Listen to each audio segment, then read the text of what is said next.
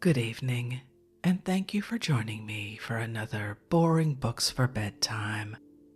I hope tonight's selection provides all the boredom your busy brain needs to quiet down and let you get some sleep.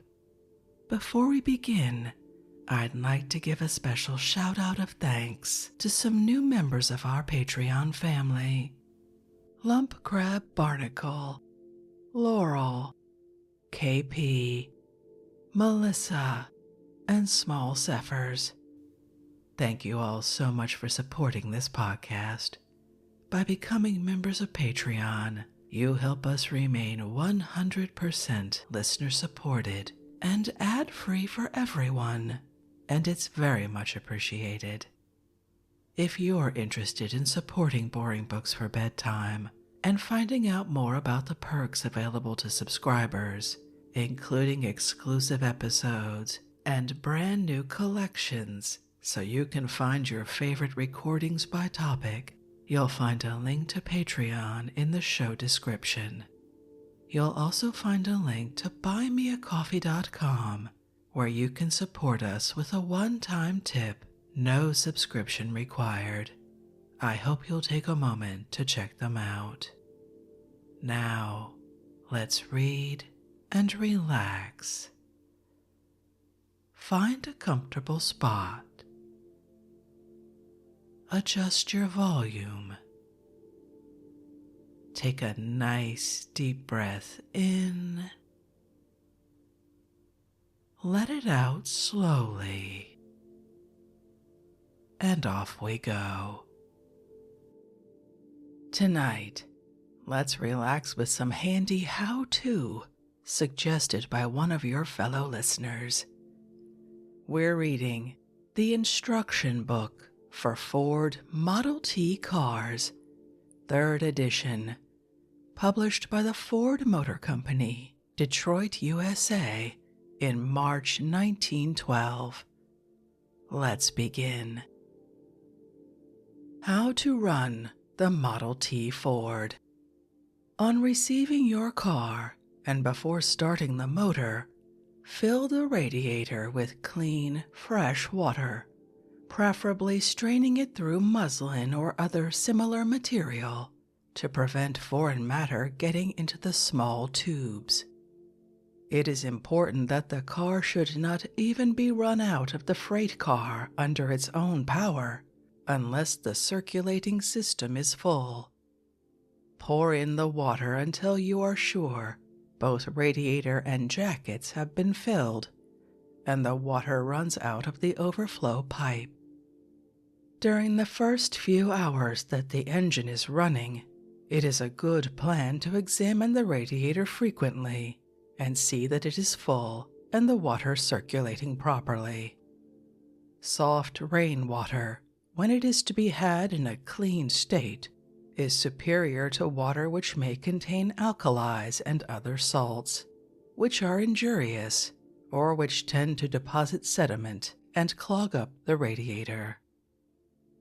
Vigilance and oil. The first rule in motoring is to see that every part has at all times plenty of oil. The second is to see that every adjustment is made immediately the necessity of such adjustment is discovered. The liability of trouble, with the consequent marring of pleasure trips through neglect to make adjustments promptly, increases by the square of the times they are neglected. Permitting any part to run for even a brief period without proper lubrication will certainly result in serious injury to the machine and expense to the owner. And the results of reckless driving, while they may not show up immediately, will nonetheless certainly appear later for all that. If the history of all the joyously anticipated pleasure trips that have ended disastrously could be written, it would be shown that in 90% of the cases, the humiliation and disappointment might have been avoided by making a certain repair and adjustment, the necessity of which was known before starting, instead of trusting to luck and a crippled part. go it easy. In the flush of enthusiasm, just after receiving your car, remember a new machine should have better care until she finds herself than she will need later, when the parts have become better adjusted to each other, limbered up, and more thoroughly lubricated by long running. You have more speed at your command than you can safely use on the average roads, or even on the best roads save under exceptional conditions, and a great deal more than you ought to attempt to use until you have become thoroughly familiar with your machine, and the manipulation of brakes and levers has become practically automatic. Extraordinary conditions must be met when they present themselves. They should not be made a part of your everyday routine. Gasoline. Always strain through chamois skin to prevent water and other foreign matter getting into the carburetor. When filling the gasoline tank, extinguish all lamps, throw away your cigar, and be sure that there are no naked flames within several feet, as the vapor is extremely volatile and travels rapidly. Always be careful about lighting matches near where gasoline has been spilled, as the air within a radius of several feet is permeated with highly explosive vapor. Unless it has been tampered with, the carburetor adjustment is right, having been set by the head tester, so do not meddle with it until you are certain it needs adjusting. To make adjustment, manipulate button on dash. When leaving factory, adjustment is OK and arrow points up. To give more gas, turn to left. For less gas, turn to right. Lubrication. Before your car is shipped, the oil is drained out of the crankcase. When ready to start, about a gallon of oil should be poured into the crankcase through the breather pipe at the front of the engine. There are 2 drain cocks in the flywheel casing or oil reservoir. The oil level should be carried between these 2 cocks. If it runs out of the upper, there is too much oil, and it should be allowed to drain out to that level. The oil level should never be allowed to fall below the lower cock. The oil in the crankcase automatically oils cylinders, pistons, camshaft, crankshaft bearings, connecting rod bearings, time gears, and transmission. The diagram shows the principal points of lubrication and specifies when replenishment should be made according to mileage. It is a good plan to frequently supply all oil cups with the same oil used in the engine. Any lubricating oil will answer, and the dope cups with grease. When filling dope cups, it is advisable to fill the cover, screw it down several turns, and repeat the operation 2 or 3 times. Where to oil the Model T. A drop or 2 of oil should occasionally be applied to all small connections and joints throughout the car, as follows. Front spring hanger, oil every 200 miles. Front spring hanger bolt, oil every 200 miles. Steering post bracket grease cup, oil every 500 miles. Lubricate engine and transmission by daily replenishments through breather tube. Oil level in crankcase should be carried slightly above lower petcock. Steering gear internal gear case, fill with grease every 5,000 miles. Hub brake cam, oil every 200 miles. Rear spring hanger, oil every 200 miles.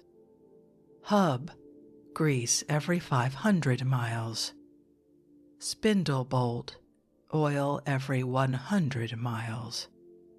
Steering rail socket, oil every 100 miles. Commutator, oil or Vaseline every 200 miles. Fan hub, grease cup, one complete turn every 50 miles. Control bracket, oil every 400 miles. Universal joint, grease cup, fill with grease every 300 miles. Drive shaft front bearing, grease cup, 2 complete turns every 100 miles. Rear spring hanger, oil every 200 miles. Differential, fill with grease once every 600 miles. Always open oil cups by turning to right, as this keeps tightening rather than loosening them. Occasionally remove front wheels and supply dope to wearing surface. A drop of oil now and then in crank handle bearing is necessary, also on fan belt pulleys and shaft. The axles, drive shaft, and universal joint are well supplied with lubricant when the car leaves the factory, but it is well to examine them frequently. The kind of oil to use. We recommend only light, high-grade gas engine oil for use in the Model T motor. A light grade of oil is preferred, as it will naturally reach the bearing surfaces with greater ease, and consequently, less heat will develop on account of friction. The oil should, however, have sufficient body so that the pressure between the two bearing surfaces will not force the oil out and allow the metal to come in actual contact. Heavy and inferior oils have a tendency to carbonize quickly, also gum up the piston rings and valve stems. Graphite or any form of heavy grease should not be used as a lubricant in the engine or transmission, as it will have a tendency to short-circuit the magneto. Dope or grease should be supplied to the differential, front hubs, and other such parts as indicated in diagram. Control.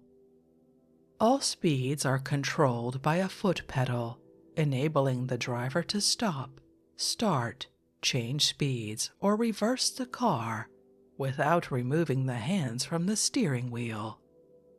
The foot pedal at the right, marked B, operates the brake on the transmission. The pedal in the center, R, operates the reverse. The left pedal, C, is the control lever acting on the clutch.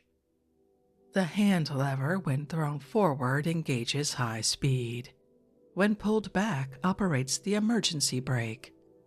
The lever is in neutral when almost vertical, and clutch is in a released condition.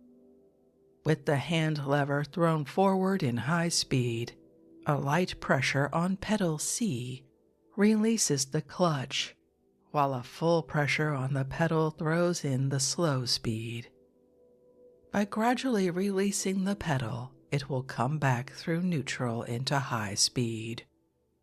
Before starting the car, see that there is plenty of gasoline in the tank, the shutoff valve in the gasoline feed pipe open, the radiator filled, the proper amount of oil in the crankcase, the grease cups, oil cups, and other parts requiring lubrication given attention. See that the hand lever is in a vertical position, the clutch thereby being disengaged and the emergency brake set. Close the coil switch. Place the spark lever at about the third or fourth notch of the quadrant, wherever the best results are obtained. Open the throttle about 5 or 6 notches and prime the carburetor if the engine requires it. Engage the starting crank firmly and pull up on it 2 or 3 times will usually suffice to draw the mixture into cylinders and ignite it. To start the machine, slightly accelerate the engine by opening the throttle.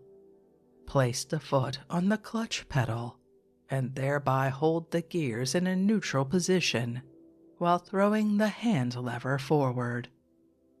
Then, to start the car in motion, press the pedal forward into slow speed, and when under sufficient headway, 20 to 30 feet, allow the pedal to drop back slowly into high speed, at the same time partially closing the throttle, which will allow the engine to pick up its load easily. With a little practice, the change of speeds will be easily accomplished and without any appreciable effect on the smooth running of the machine.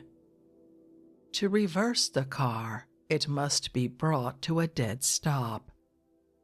With the engine running, disengage the clutch with the hand lever and press the reverse pedal forward with the left foot, the right foot being free to use on the brake pedal if needed. To stop the car, partially close the throttle. Release the high speed by pressing the clutch pedal forward into neutral. Apply the foot brake slowly but firmly until the car comes to a dead stop. Do not remove foot from clutch pedal without first pulling hand lever back to neutral position. To stop the motor, open the throttle a trifle to accelerate the motor and then throw off the switch. The engine will then stop with the cylinders full of explosive gas, which will naturally facilitate starting. Endeavor to so familiarize yourself with the operation of the car that to disengage a clutch and apply the brake becomes practically automatic, the natural thing to do in case of emergency. When driving the car, the spark should be advanced as the speed increases until the engine reaches the highest point of efficiency. If the spark is advanced too far, a dull knock will be heard in the motor, due to the fact that the explosion occurs before the piston has completed its compression stroke. The spark should only be retarded when the engine slows down on a heavy road or steep grade, but care must be exercised not to retard the spark to such an extent that overheating will result. The greatest economy in gasoline consumption is obtained by driving with the spark advanced sufficiently to obtain the maximum speed. The varying speeds required to meet road conditions should be obtained by using the throttle, and with the wide range of flexibility which the Model T possesses, there is very little occasion for releasing the high-speed clutch or resorting to low gear under ordinary conditions. The cooling system. The cooling system of the Model T motor is known as the thermosiphon or gravity system and acts on the principle that hot water seeks a higher level than cold water. Consequently, when the water reaches a certain heat, approximately 180 degrees, circulation commences and the water flows from the lower radiator outlet pipe up through the water jackets into the upper radiator water tank, and down through the tubes to the lower tank to repeat the process. During the time that it is passing from the upper to the lower radiator tank, it becomes cooled by the air, which comes in contact with the fins and tubes of the radiator, and which is sucked in by the fan. The rapidity of circulation is governed by the heat of the motor and not by the speed. Owing to the fact that circulation does not commence until the water becomes heated, it is advisable to use an antifreezing solution in the circulating system in the winter. Otherwise, at low temperatures, the water will be liable to freeze, before it commences to circulate. Wood alcohol can be used to good advantage for non-freezing solutions, and the following table gives the freezing point of solutions containing different percentages of alcohol. 20% solution freezes at 10 degrees above zero. 30% solution freezes at 5 degrees below zero. 40% solution freezes at 20 degrees below zero. 50% solution freezes at 55 degrees below zero. A solution composed of 70% water, 10% glycerine, and 20% alcohol can also be used to advantage. Its freezing point is about 8 degrees below zero. The circulating system should be thoroughly flushed out occasionally. To do this properly, the radiator inlet and outlet hose should be disconnected, and the radiator flushed out by opening the drain pet cock and allowing the water to enter filler neck at ordinary pressure, from whence it will flow down through the tubes and out at the drain cock. The water jackets can be flushed out in the same manner. Simply allow the water to enter into the cylinder head connection and to flow through the water jackets out at the side inlet connection. The source from which the ignition current is obtained is a low-tension magneto of the inductor type, which contains but two parts: a stationary armature consisting of a number of coils, which are attached to the cylinder casting, and a set of permanent field magnets of the horseshoe type, which are secured to the flywheel, the whole being incorporated in and a part of the motor. The magnets revolve with the flywheel at a distance of 1/32 of an inch from the coils, which collect the current from the magnetic field and shunt it into the spark coil, where it is transformed from low to high tension and sent to the spark plugs to perform its function of igniting the charge. The magneto and its component parts are fully illustrated on page 32. The accompanying diagram shows the plan of wiring of the Model T motor, which, it will be noted, is very simple. The upper row of binding posts are for the primary wires and are connected to the commutator. Number 1 unit is the one on the right, or the one farthest from the steering post, and they number in rotation 1, 2, 3, and 4. As will be noted by referring to the diagram, the commutator contacts are numbered 1, 2, 4, and 3, counting in an anti-clockwise direction. The commutator wires are of 4 different colors. The wire marked A in the diagram being black and is connected from unit number 1 to commutator contact number 1. Wire B is red and is connected from unit number 2 to commutator contact number 2. Wire C is blue and is connected from unit number 3 to commutator contact number 3. Wire D is green and is connected from unit number 4 to commutator contact number 4. The lower row of binding posts are for the secondary wire connections, and wire E is connected from unit number 1 to spark plug number 1. Wire F from unit number 2 to spark plug number 2. Wire G from unit number 3 to spark plug number 3. Wire H from unit number 4 to spark plug number 4. The 2 binding posts marked PP are for the magneto connections, one only being used for this purpose. while the opposite post can be used if desired for battery connection. The wire MM in the diagram is the magneto wire.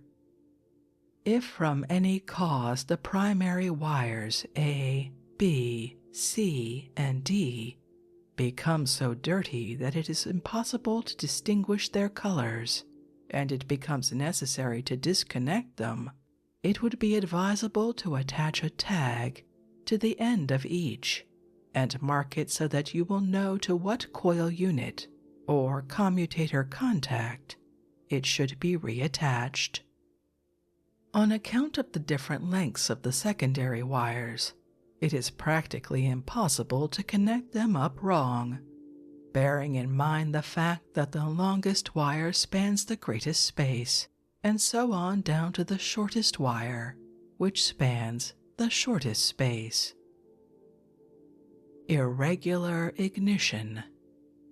The occasional miss in one or more cylinders is apt to be ascribed to the magneto just because the proper reason is difficult to understand.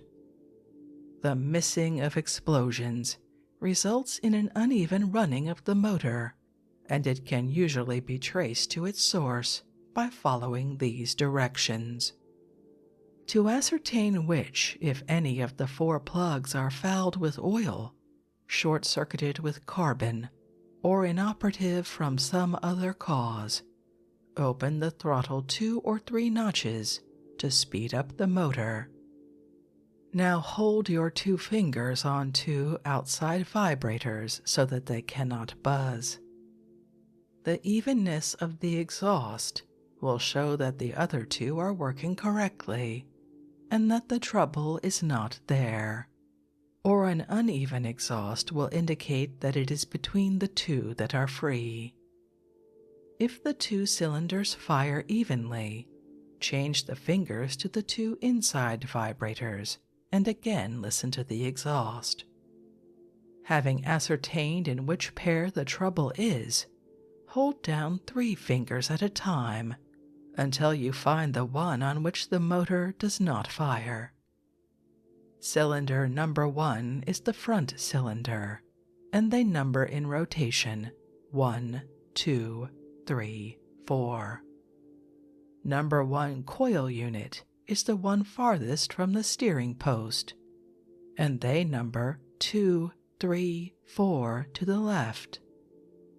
Then remove the spark plug and clean the core. Replace plug, taking precaution that all connections are correct and tight. If missing continues, put in a new plug. If this procedure does not locate the trouble, disconnect that particular cylinder wire from the coil and ground the spark plug end to some part of the engine. Hold the other end of the wire near the coil terminal, and if sparks are produced, it is evident there is nothing wrong with the coil. As a further test, try changing positions of the coil units in the box. Also inspect the platinum points on the vibrators and contact points, as they may be partially burned away or badly pitted. When misfiring occurs, particularly when running at high speeds, it would be advisable to inspect the commutator, as the fiber may be worn so that the roller touches only the high spots, or it may be that the roller has worn out of round and consequently forms imperfect contact on all the points. Irregular ignition and unevenness in the running of the motor, particularly at slow speeds, is apt to be the result of improperly seated valves, or a leak in the carburetor or cylinder head gaskets. A weakness in compression may be detected by lifting the starting crank slowly, the length of the stroke for each cylinder in turn. In rare instances, an exhaust valve may become warped by the engine, becoming overheated, in which case the valve seat will have to be reground or the valve replaced. It sometimes happens that symptoms of weakness in the ignition system are due to the magneto-terminal spring in the transmission cover becoming covered with waste or iron filings, which it attracts from the crankcase. This will naturally hinder the action of the current and may stop the motor entirely. You have undoubtedly observed in advancing the spark lever that there are certain notches in the quadrant, known as cutouts on the magneto, at which the motor does not respond with increased speed, as naturally would be expected, whereas by placing the lever 1 or 2 notches in either direction, this is overcome. It is advisable to locate these dead points by marks on the quadrant, and avoid placing the spark lever in such positions when cranking or driving the machine. Carbon deposit. This is one of the most fruitful sources of trouble in a gas engine.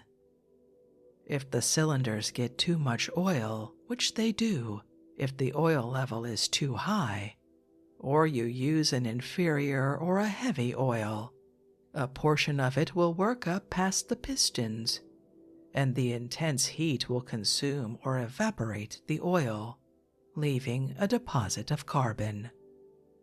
This may be augmented by too rich a mixture, which serves to deposit lamp black or carbon in a film on the inside and top of the compression chamber and on the heads of the pistons. The films thus formed will in time commence to scale, and the projections becoming fused by the heat of explosions will serve to prematurely ignite the charge. The symptoms of a carbon deposit are backfiring and knocking in the cylinders, as if the spark were too far advanced. Another almost infallible evidence of excessive carbon deposit in the cylinders is the motor showing plenty of power at high car speeds, but a lack of power when hill climbing on high gear. At slow engine speeds, the incandescent carbon projections serve to pre-ignite the charge, thereby reducing the power of the motor. The cure is to take off the cylinder head and scrape off the carbon deposit from the top of the piston and inside of the cylinder head. Carbon will also form on the porcelain portion of the spark plugs, thereby furnishing a circuit which the high-tension current may travel over, rather than jump between the sparking points of the plug. Usually, only a part of the current will pass by way of the carbon film, still leaving a weak spark at the points, which in open air, when testing plugs, may seem strong enough. This causes intermittent firing. The symptoms are similar to a poor contact commutator. This condition is difficult to detect for the reason that when the plug is subjected to the usual test of removing it from the cylinder and closing the electrical circuit, the spark is seen to jump free and fat between the points. This because of the electrical energy, which is sufficient to jump between 2 points 1/2 inch apart, in the open air, will jump less than 1/16 of an inch in the chamber under 60 pounds compression. If there is any carbon on the spark plug porcelains, clean them. Coil adjustment. The usual method is to turn the adjusting screw down until the vibrator stops buzzing. Then turn the screw back slowly until a good spark is obtained. It is important to have all the units adjusted alike, and with a little experience, you will be able to feel by the explosions when the point is reached at which the motor develops the maximum speed. Too close contact between the adjusting screw and vibrator will cause the current to arc between the platinum points. thus hindering the flow of current, burning away the platinum, and often putting the coil out of action. This may be remedied by cleaning the points with fine emery cloth. If the platinum points become pitted or worn so that imperfect contact is made, they should be filed flat with a thin watchmaker's file so that the surfaces meet each other squarely. With the vibrators properly adjusted, if any particular unit fails or seems to develop only a weak action, change the position of the unit to determine if the fault is actually in the unit. Remember that a loose wire connection, faulty spark plug, or worn commutator may cause irregularity in the running of the motor, which are points that should be considered before laying the blame on the coil. The first symptom of a defective coil is the buzzing of the vibrator with no spark at the plug. A leak in the condenser is often indicated by a fat bluish spark. But to make sure this is the cause of the trouble, put a spark gap of about 1/32 of an inch between the secondary wire and plug. If the condenser leaks, the spark will be irregular at the gap. Commutator. The commutator should be examined when ignition trouble arises to see that the roller makes proper contact with each point. To remove commutator, unscrew the cap screw which goes through breather pipe on top of time gear cover.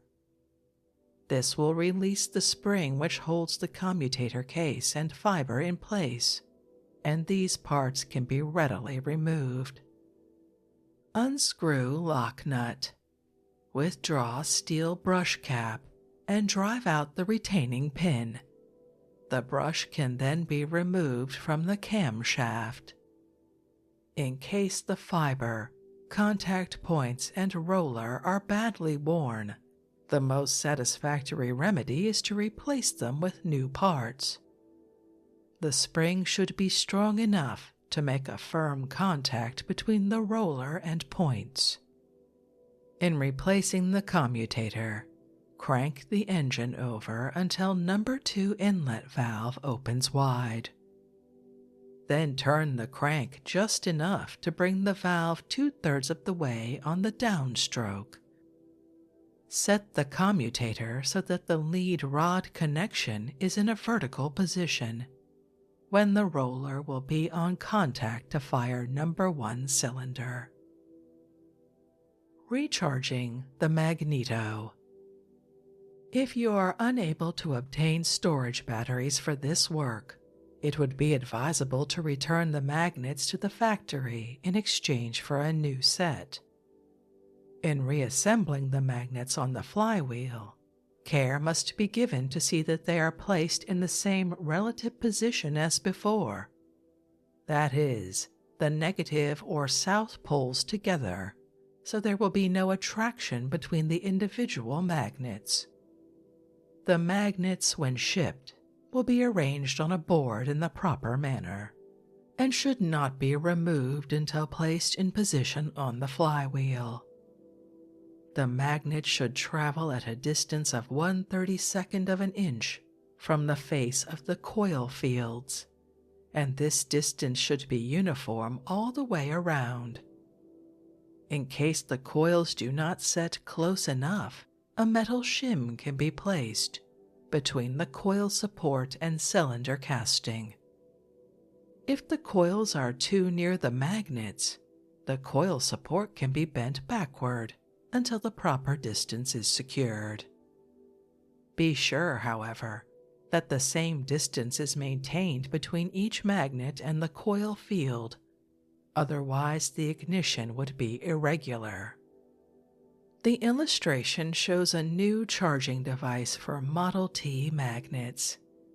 Its use greatly simplifies matters, as it requires only 6 volts, 3 cells, of storage, or 5 dry cells.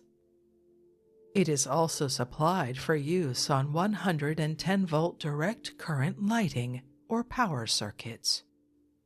This latter style can be used on a 220-volt DC circuit by placing one 220-volt lamp in series with the charging device.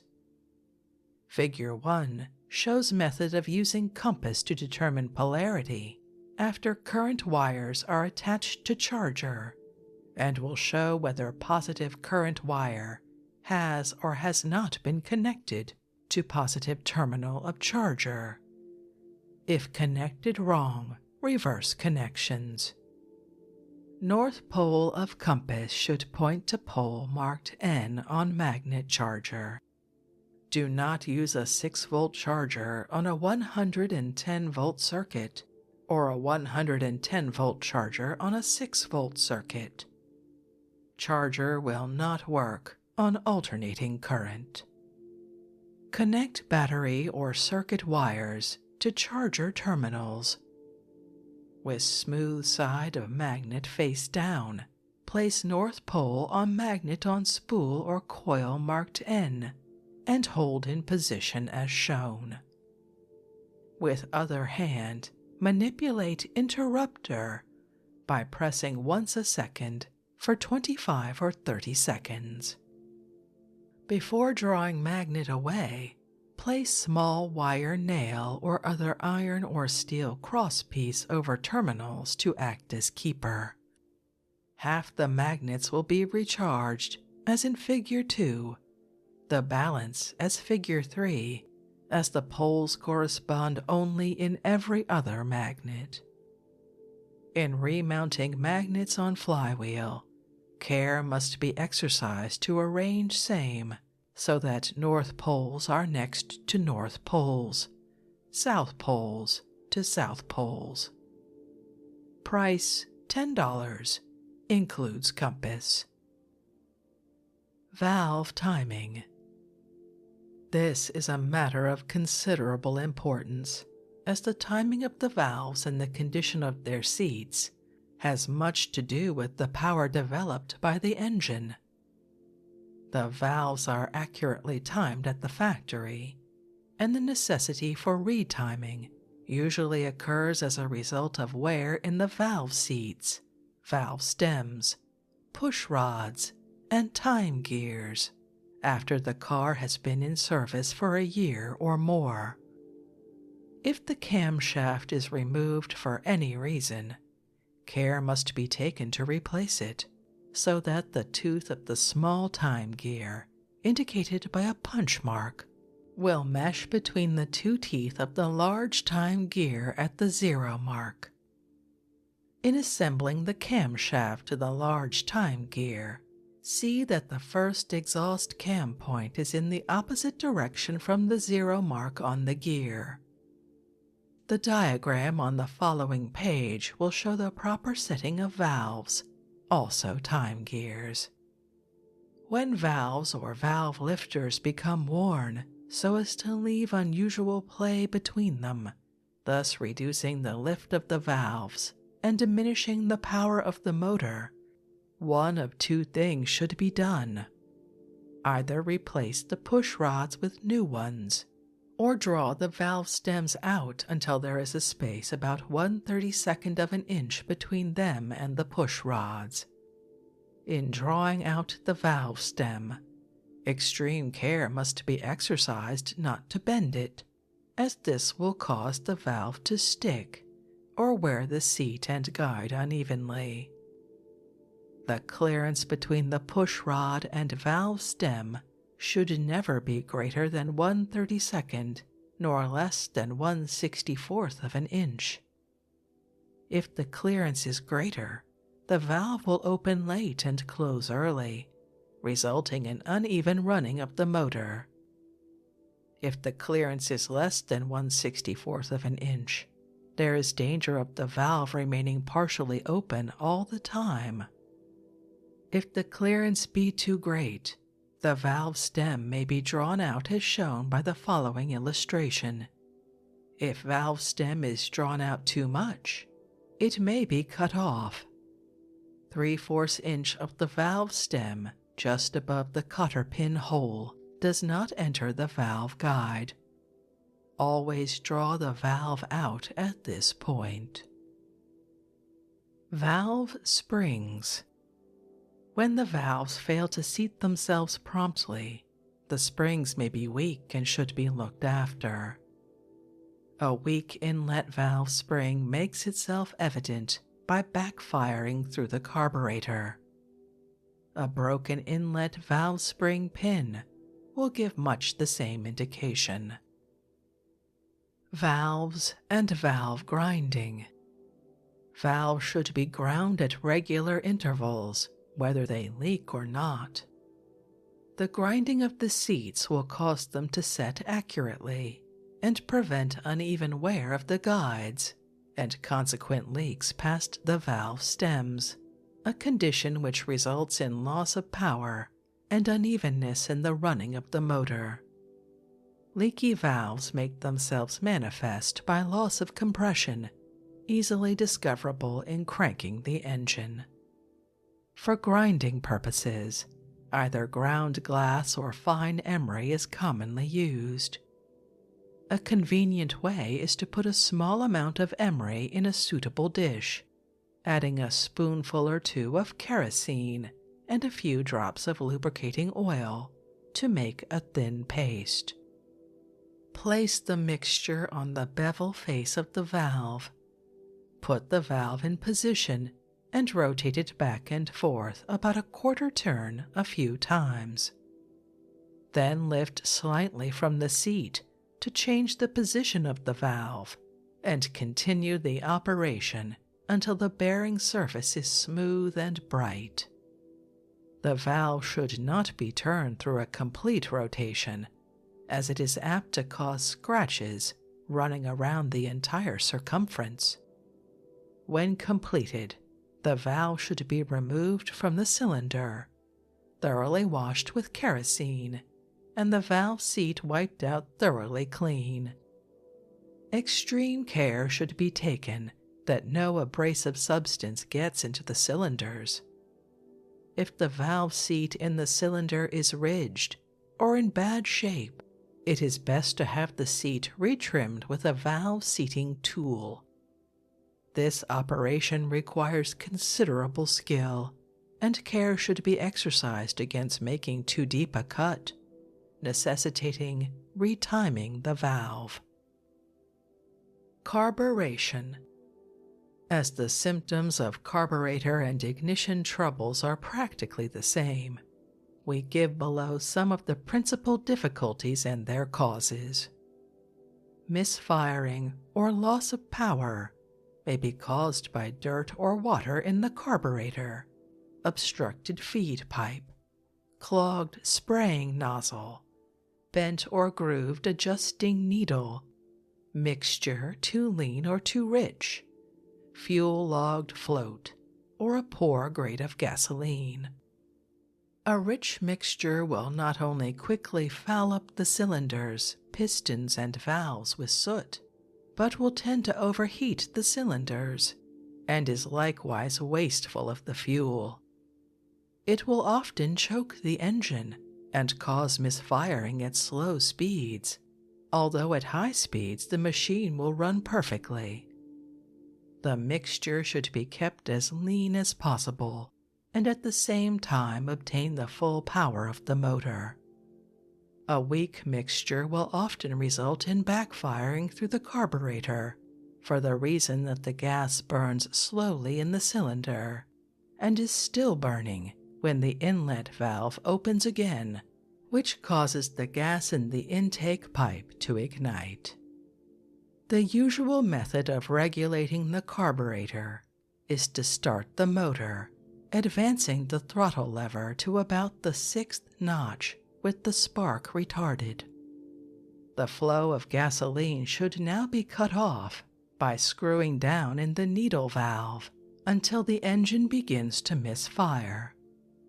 Then gradually increase the gasoline feed by opening the needle valve until the motor picks up and reaches its highest speed. and until no trace of black smoke comes from the exhaust. Having determined the point where the motor runs at its maximum speed, the needle valve binding screw should be tightened to prevent the adjustment being disturbed. A cork float which has become fuel-soaked should be removed and thoroughly dried out, and then given a couple of coats of shellac varnish to make it waterproof. If the float is adjusted too low, starting will be difficult. If too high, it will cause the carburetor to flood or leak. The spraying nozzle, having a very small opening, a minute particle of grit or other foreign matter will clog up the orifice, and as a result, the motor will begin to misfire and slow down as soon as it has attained any considerable speed. This is accounted for by the fact that at high speeds, the increased suction will draw the particles of dust, etc., into the nozzle, whereas with the reduced suction at slow speed, the obstruction will fall away from the nozzle. In any case, if the valve seat is rough, it should be ground by applying a little pumice or fine emery and oil to the seat, and rotating the needle valve until both are smooth and bright. The needle which has been grooved by the valve seat may be smoothed off by the use of a fine file. The presence of water in the carburetor or gasoline tank, even in small amounts, will prevent easy starting, and the motor will misfire and stop. As water is heavier than gasoline, it settles to the bottom of the tank and into the sediment bulb along with other foreign matter. It is therefore a good plan to occasionally drain the tank by opening the petcock at the bottom of the sediment bulb. This will prevent the possibility of an over-accumulation of waste matter, which might otherwise work down into the carburetor through the gasoline tank. The careful driver will prefer to take the extra trouble of straining the gasoline through chamois skin when filling a tank. Suggestions for starting in cold weather. First, shut off gasoline by turning adjustment in dash. Second, crank engine 3 or 4 turns. Third, turn on gasoline 3 or 4 full turns and flood carburetor. Fourth, with throttle and spark levers in starting position, start motor and then adjust carburetor.